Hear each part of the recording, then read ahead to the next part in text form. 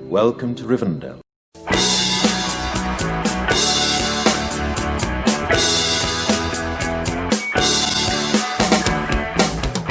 Welcome to Rivendell.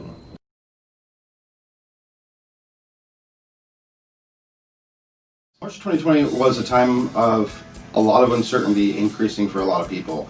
The pandemic was going around, things were getting shut down, people's lives were being incredibly disrupted, and there was just a lot of uncertainty involved. And as a sociologist, when I was in grad school, one of my main focuses was social identity.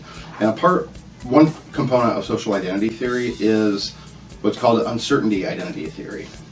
If you weren't very sure about who you are, right, what person you are, or who you should be in a particular context, then how would you figure out what to do?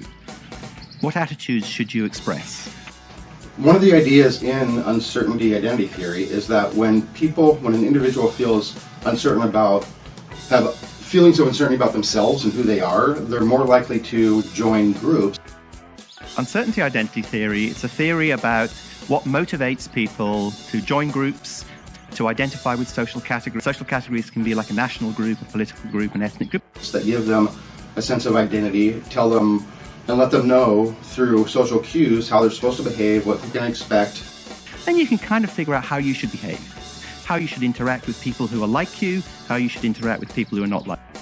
Unfortunately, with the American narrative that we often have in our country, folks who have been marginalized groups who have been having increased senses of uncertainty since the 1980s under Reagan, particularly working class whites is what I'm talking about.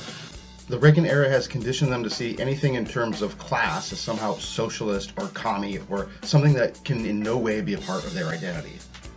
Which works right into the hands of these social inequities that have been going on since early 80s, late 70s. Even more unfortunate is that they tend to join these groups like Proud Boys or Boogaloo Boys or QAnon that give them a sense of certainty within that. And the sieging of the Capitol the other day is just a really good example of what can happen when people aren't critically thinking about their behavior and actions. It's bad for people in society if this is all you do. You organize your whole life around identifying and belonging to a particular group.